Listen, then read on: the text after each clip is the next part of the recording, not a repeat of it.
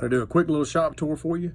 When I tell people that I forge in a basement, they seem amazed and act like it's an incredible feat that I can do something like that in a basement. So it doesn't seem that odd to me, and I guess not many people do it. So without further ado, here you go. It's an ancient Craftsman bandsaw that my father bought new, and I inherited from him when he passed. So I still hang on to it and use it. It's got some sentimental value. Works great to cut kydex, knife scales, and the occasional tool handle. There's a bunch of assorted knife making steel, most of it from New Jersey Steel Baron at the Blade Show. There's a repurposed coffee table that is covered up with knife scale material and kydex, various magazines for knives, guns, and whatnot. My reloading room, primers, powders, presses, shotgun shells, all the various assorted stuff, wall full of ammo and propane, cleaning bench. This is my Tig Welder. In here I have a foot operated press that once I get the dies machine down, I'll be able to do my kydex riveting by foot instead of having to do it by hand with an arbor press. A couple of post vise that need some minor repair work and to get mounted so I can use them. A couple of drill presses I've got to get relocated so I can use them.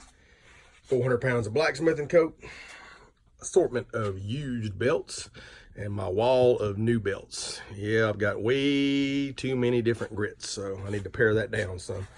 There's a pedestal grinder. Once it gets running, it stays running. It's a 110 volt, takes it a minute to spool up, but it don't want to stop once it's going. There's a future assembly table with a small arbor press, some media, and my etcher, and a bunch of other bric-brac. There is a grinder Platen stand I made out of a dump truck wheel and some scrap tubing. I can tilt it to one side, roll it anywhere in the shop I need it, and let it stand back up, and it'll hold all the grinder attachments and won't fall over.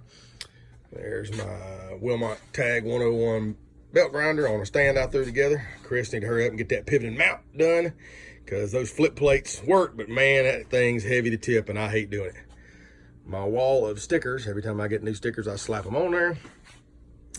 Chili 2-burner forge on a stand that's too tall, and no, it's not where I use it. It's just sitting there for now. Oh, here's a air hockey table that hasn't been used for air hockey in quite a while. It's covered up with various tools, belts, shields, grinder parts. There's a kydex press I threw together. There's a t-shirt press that I use for heating my kydex. Drill bits and various files. There is a even heat knife heat treat oven. I don't mind the golf cart, it's got to go. There's my rack full of hammers and platters and a few tongs in the process of making new tongs to deal with some of the material I'm using. There is a Harbor Freight bandsaw, works pretty good for what it is. There's a homemade 200-pound welding table with a 4-inch ancient Craftsman vise bolted to it. A couple of brake drums to make some more stands. Those 2 tanks are full of my heat treating oil for quenching. There is my air compressor, and up on the ceiling is my hose reel mounted so I can use it.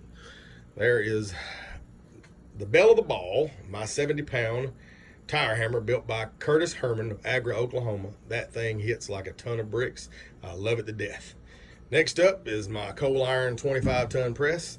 Nathaniel and Andy, that thing is great, and I love it to death. Works awesome.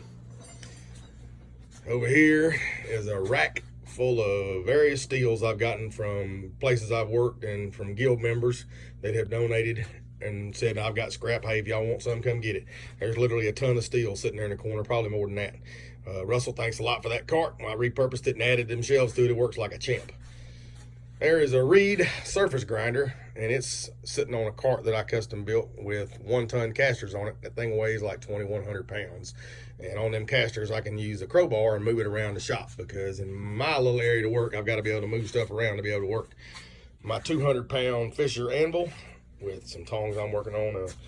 My Harbor Freight $11 clearance hammer. Not Harbor Freight, I'm sorry, Tractor Supply.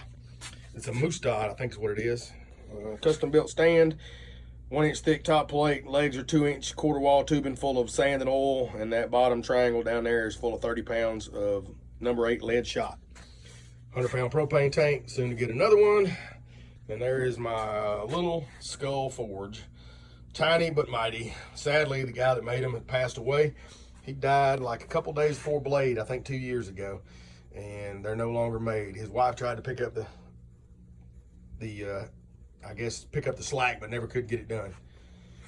There's a Milwaukee porta band and a homemade stand.